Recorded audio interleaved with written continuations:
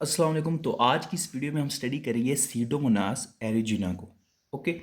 सबसे पहले सीडोमोनास एरिजिना हमारे पास एक ग्राम नेगेटिव बैक्टीरिया है। ग्राम नेगेटिव है तो इसकी पेप्टिडोग्लाइकन लेयर थिन होगी, जिसके रिजल्ट में ये कौन सा स्टेन लेगा? पिंक कलर का स्टेन लेगा। ओके। उसके बाद ये हमारे पास ग्राम नेगेटिव तो है, इसकी शेप कौन सी होती है? ठीक है, इसकी शेप हमारे पास होती है रॉड शेप। ठीक है, तो हमारे पास ये क्या है? बेसिलाइ। Gram negative bacilli. उसके बाद हम आ जाते हैं इसकी प्रॉपर्टीज़ की तरफ। ठीक है। सबसे पहली जो इसकी प्रॉपर्टी है, हमारे पास नॉन लैक्टोज फर्मेंटर है। ठीक है, जब भी हम इसको मैकॉन्की एगर पे ग्रो करवाएंगे तो लैक्टोज की फर्मेंटेशन ये नहीं करेगा। ठीक है, लैक्टोज की फर्मेंटेशन कौन कौन से बैक्टीरिया करवाते हैं? E coli and Klebsiella. ठीक है, ये याद रखना है, E coli and Klebsiella lactose की फर्मेंटेशन करवाते हैं। ठीक है, मैकॉन्की एगर पे ये हमारे पास लैक्टोज की फर्मेंटेशन नहीं करवाता। ठीक है। उसके बाद एंजाइम्स की बात करें तो ये हमारे पास कैटलेज एंजाइम भी प्रोड्यूस करता है, ऑक्सीडेज एंजाइम भी प्रोड्यूस करता है और सिट्रेट एंजाइम भी प्रोड्यूस करता है। ठीक है। जो हमारे पास ऑक्सीडेज, ये तो ऑक्सीडेज प्रोड्यूस कर रहा है ना हमारे पास स्यूडोमोनास। ऑक्सीडेज प्रोड्यूस कौन कौन से बैक्टीरिया नहीं करते? Salmonella and Shigella. Okay. Salmonella and Shigella, ये तीनों एंजाइम्स आपको पता है क्या करते हैं? कैटलेज हाइड्रोजन पेरोक्साइड को वाटर और ऑक्सीजन में कन्वर्ट करता है, ऑक्सीडेज ऑक्सीजन से हमारे पास एटीपी बनाता है। ठीक है, ये आपको इनके फंक्शंस भी पता है। उसके बाद हम आ जाते हैं विरुलेंस फैक्टर्स की तरफ। सबसे पहला, इन बैक्टीरिया के ऊपर हमारे पास पॉलीसेकेराइड कैप्सूल होता है। ठीक है, पहला विरुलेंस फैक्टर। दूसरा, हमारे पास इनके ऊपर पाइलाई होते हैं, पाइलाई की मदद से ये हॉस्ट सेल्स के ऊपर अटैच हो जाते हैं। ओके। इसके बाद इसकी जो हमारे पास सेल वॉल होती है, ठीक है, उसके ऊपर हमारे पास एक टॉक्सिन होता है, एंडोटॉक्सिन। ये एंडोटॉक्सिन क्या करवाता है? ये हमारे पास स्ट्रॉन्ग इम्यून रिएक्शन करवाता है। ठीक है, जब भी, ठीक है, तो उसके रिजल्ट में क्या होगा? डैमेज होंगे हॉस्ट सेल्स, एक्सटेंसिव डैमेज होगा हॉस्ट सेल्स को। ओके। इसके बाद ये जो हमारे पास सीडोमोनास एरिजिना है, इनकी एक बहुत इंपॉर्टेंट प्रॉपर्टी है कि ये इस हवाले से फेमस हैं कि ये एंटीबायोटिक रेजिस्टेंट होते हैं बहुत ज़्यादा। क्यों? क्योंकि सबसे पहले इनकी सेल वॉल के ऊपर हमारे पास ड्रग्स एफ्लक्स पंप पाए जाते हैं। ठीक है, जिसकी मदद से, ठीक है, अगर कोई ड्रग आप देंगे, ठीक है, वो इसके अंदर जाएगी तो एफ्लक्स पंप की मदद से उसको बाहर फेंक देंगे। ठीक है। इसके बाद हमारे पास ये बीटा लैक्टेमेज एंजाइम भी प्रोड्यूस करते हैं। बीटा लैक्टेमेज एंजाइम क्या करता है? ठीक है, बीटा लैक्टम जो एंटीबायोटिक्स हैं उनको क्या कर देता है? डिग्रेड कर देता है। तो उनके लिए बीटा लैक्टम एंटीबायोटिक्स के लिए भी ये रेजिस्टेंट होता है। उसके बाद इसके पास अमाइनो ग्लाइकोसाइड मॉडिफाइंग एंजाइम भी होते हैं। ठीक है। अब जो अमाइनो ग्लाइकोसाइड मॉडिफाइड एंजाइम्स हैं, ये क्या करते हैं? जो अमाइनो ग्लाइकोसाइड्स हैं, ये भी हमारे पास एंटीबायोटिक्स की एक टाइप है। ठीक है, उनको मॉडिफाई कर देते हैं। ठीक है, उनको भी इनफेक्टिव कर देते हैं, तो उनके लिए भी ये रेजिस्टेंट होते हैं। ओके। उसके बाद मैंने आपको बताया कि इसकी सेल वॉल के ऊपर एंटीटॉक्सिन होता है। ठीक है, एंटीटॉक्सिन क्या करता है? स्ट्रॉन्ग इम्यून रिएक्शन करवाता है। ठीक है, इम्यून सेल्स आएंगे, ठीक है, जिसके रिजल्ट में एक्सटेंसिव डैमेज होता है टू हॉस्ट सेल्स। ये भी एक विरुलेंस फैक्टर है। इसके बाद हमारे पास ये बायोफिल्म भी बना देते हैं। ठीक है, बायोफिल्म मैंने आपको बताया था, इसमें क्या होता है कि हमारे पास बैक्टीरिया मिलते हैं, ठीक है, उनके ऊपर एक म्यूकॉइड एक्सोपोलीसेकेराइड की लेयर बन जाती है, जो हमारे पास इम्यून सेल्स के लिए भी रेजिस्टेंट होती है और एंटीबायोटिक्स के लिए भी रेजिस्टेंट होती है। ठीक है। इसके बाद ये हमारे पास टाइप्स 3 सिक्रीशन के थ्रू अपने टॉक्सिन्स क्या करते हैं?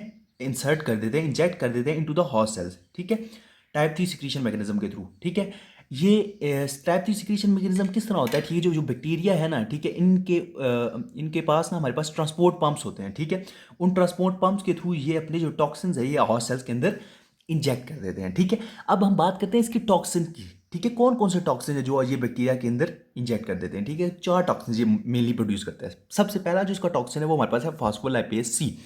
फॉस्फोलाइपेज सी क्या करता है? ये हमारे पास पोर्स क्रिएट कर देता है इन द हॉस्ट सेल्स। ठीक है, जब हॉस्ट सेल्स में पोर्स क्रिएट करेगा तो हॉस्ट सेल्स की क्या हो जाएगी? डेथ हो जाएगी। ठीक है, पहला हमारे पास टॉक्सिन कवर हो गया फॉस्फोलिपेज सी, जो क्या करेगा? हॉस्ट सेल्स में पोर्स क्रिएट कर देगा और हॉस्ट सेल्स की क्या हो जाएगी? डेथ हो जाएगी। दूसरा हमारे पास टॉक्सिन होता है पायोसायनिन टॉक्सिन।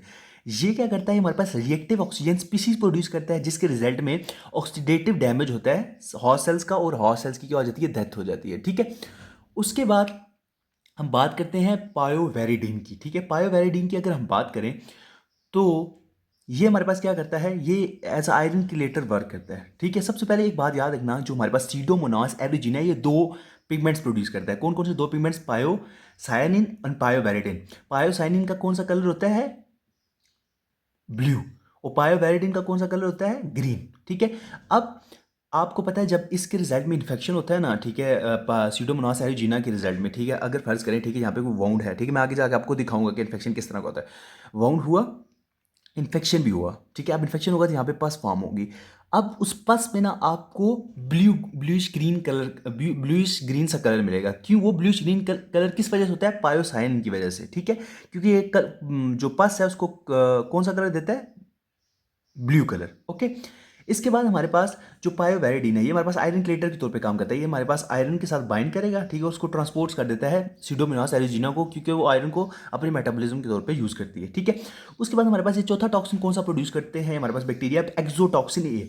एक्सोटॉक्सिन ए क्या करता है? हमारे पास आपको पता है राइबोसोम्स के पास जाता है और हमारे पास एडीपी राइबोसाइलेशन करवा देता है इलांगेशन फैक्टर की, ठीक है। इलांगेशन फैक्टर क्या करवाता है? ठीक है, प्रोटीन सिंथेसिस करवाता है ना, ठीक है, प्रोटीन्स जो अमीनो एसिड्स बन रहे होते हैं उनको इलांगेट करता है, ठीक है। अगर प्रोटीन सिंथेसिस बंद हो जाएगी तो बैक्टीरिया की क्या हो जाएगी? बैक्टीरिया, सॉरी कह रहा हूँ, हॉस्ट सेल की क्या हो जाएगी? डेथ हो जाएगी, ठीक है। ये थे इसके चार मेन टॉक्सिन्स, ठीक है। इनमें से दो पिगमेंट्स थे। एक जो पायासाइन था वो हमारे पास जो पस है उसको कौन सा कलर देता है? ठीक है, पस इन पस वोन में जो पस होती है उसको ब्लू कलर देता है। और दूसरा हमारे पास जो पायोवेरिडिन है, ठीक है, ये पायोवेरिडिन, ठीक है, इसके बारे में क्या आपको पता होना चाहिए कि हमारे पास ये एज अ फ्लोरेसेंट वर्क करता है, ठीक है। जब भी आप इस पर यूवी रेडिएशन, ठीक है, फेंकेंगे ना तो उसके रिजल्ट में ये कौन सा कलर देगा? ग्रीन कलर देगा, ठीक है। ये आप ये आपको एक डायग्नोस्टिक पॉइंट में बहुत इंपॉर्टेंट रोल प्ले करता है, ठीक है, पायोवेरिडिन, ठीक है। अभी तक जितना हमने पढ़ा रिवाइज कर लेते हैं, ठीक है। सबसे पहले हमने पढ़ी इसकी प्रॉपर्टीज, ठीक है। हमारे पास ग्राम नेगेटिव बैक्टीरिया है, ठीक है, रॉड शेप होता है, ठीक है, नॉन लैक्टोज फर्मेंटर है, ठीक है, catalase oxidase separate enzyme produce करता है, ठीक है।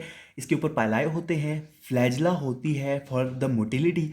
इसके बाद ड्रग इफ्लक्स पंप्स होते हैं, ठीक है। इसके अलावा बीटा लैक्टेमेज एंजाइम प्रोड्यूस करता है जिसकी वजह से ये बीटा लैक्टम एंटीबायोटिक के लिए रेजिस्टेंट होता है। माइनोग्लाइकोसाइड मॉडिफाइड एंजाइम प्रोड्यूस करता है जिसकी वजह से ग्लाइकोसाइड्स के भी लिए भी रेजिस्टेंट होता है, ठीक है। इसके अलावा इसके एक एंडोटॉक्सिन होता है, ठीक है, इसके ऊपर जो हमारे पास स्ट्रॉन्ग इम्यून रिएक्शन करवाता है जिसके वजह में एक्सटेंसिव डैमेज हो सकता है और सेल्स को। इसके अलावा बायो फिल्म फॉर्मेशन करवाता है। टाइप 3 सिक्रीशन के थ्रू अपनी जो टॉक्सिन्स है वो क्या कर देता है? इंजेक्ट कर देता है इनटू द हॉल सेल्स, ठीक है, विद हेल्प ऑफ पम्प्स। और चार तरह के टॉक्सिन प्रोड्यूस करता है: फॉस्फोलिपेज सी, पायोसाइनिन, एक्सोटॉक्सिन ए एंड पायोवेरिडिन। फॉस्फोलिपेज सी कैसे सेल को डिस्ट्रॉय करता है? ये हमारे पास हॉस्ट सेल में पोस्ट क्रिएट कर देता है। पायोसाइनिन कैसे डिस्ट्रॉय करता है? इरेक्टिव सीनियन स्पीसीज प्रोड्यूस करता है और हमारे पास ऑक्सीडेटिव डैमेज होता है हॉस्ट सेल्स का। एक्सोटॉक्सिन क्या करता है? एक्सोटॉक्सिन हमारे पास एडीपी राइबोसाइलेशन करवाता है इलांगेशन फैक्टर की, जिसके रिजल्ट में प्रोटीन सिंथेसिस इनहिबिट हो जाती है और सेल की क्या हो जाती है? डेथ हो जाती है, ठीक है।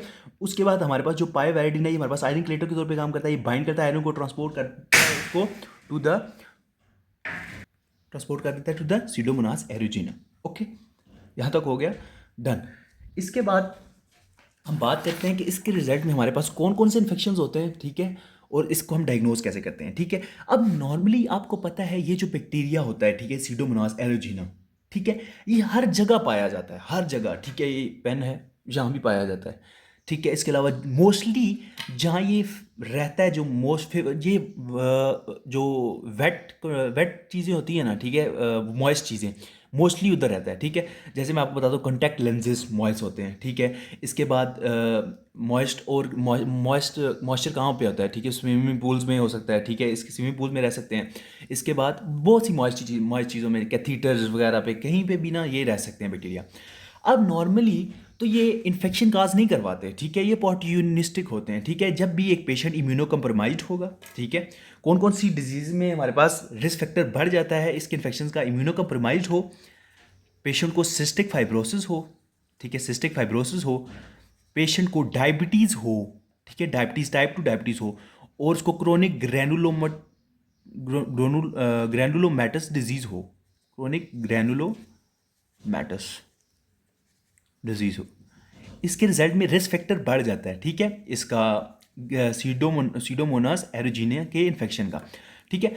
सबसे पहले आपको पता है, मैंने बताया ये मॉइस्ट इन्वायरमेंट में होते हैं, ठीक है। आप टब में, ठीक है, ठीक है, आप स्विमिंग पूल्स वगैरह में नहाते हैं, ठीक है, उसके रिजल्ट में आपको हॉट टॉप फॉलिकुलाइटिस हो सकता है, ठीक है। इसके अलावा मैलिग्नेंट एक्सटर्नल ओटाइटिस हो सकता है, ठीक है, जो ईयर कनाल एक्सटर्नल ईयर कनाल है उसका इन्फेक्शन हो सकता है, ठीक है, इसको हम स्विमर्स ईयर भी कहते हैं। ओके, इसके अलावा मैंने आपको बताया, ठीक है, जब भी कोई वाउंड होगा, ठीक है, अब एक बंदा इम्यूनो कम्प्रोमाइज है, उसमें वाउंड होगा, वाउंड में क्या होगा, सबसे पहले एक ब्लिस्टर बनेगा, ब्लिस्टर के बाद हो जाएगी टिश्यू नेक्रोसिस।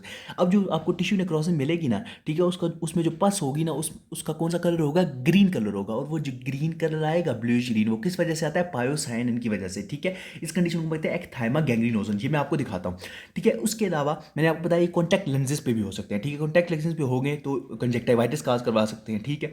इसके अलावा यूटीआईज काज करवा सकते हैं, ठीक है, क्योंकि कैथीटर्स हम जो यूज़ करेंगे, ठीक है, हॉस्पिटल एक्वायर्ड, ये हॉस्पिटल एक्वायर्ड इन्फेक्शन भी काज करवाता है, कम्युनिटी एक्वायर्ड भी, ठीक है। अब कैथीटर्स के जरिए हमारे पास यूटीआई काज करवा सकता है, ऑस्टियोमाइलाइटिस काज करवा देता है। फर्स्ट करें एक डायबिटीज़ का पेशेंट है, ठीक है, उसके पाँव में आपको पता है, ठीक है, अक्सर उसके पाँव में वाउंड्स होते हैं, ठीक है, ठीक है। अब वो मॉइस्ट स्नीकर यूज़ करता है, ठीक है, तो उसके रिजल्ट में उसको ऑस्टियोमाइलाइटिस हो सकता है, ठीक है, इन्फेक्शन हो सकता है उसकी बोन्स का। इसके बाद ट्राइकस्पिड वाल्व एंडोकार्डाइटिस हो सकता है, ठीक है, अगर वो कोई भी, ठीक है, आईबी मैंने आपको पता है कैथीटर्स पे पाया जाता है, ठीक है, तो ब्लड में जा सकता है, ब्लड से हमारे पास ट्राइकस्पिड वाल्व एंडोकार्डाइटिस काज करवा सकता है। इसके अलावा निमोनिया काज करवा सकता है with the help of formation of biofilms.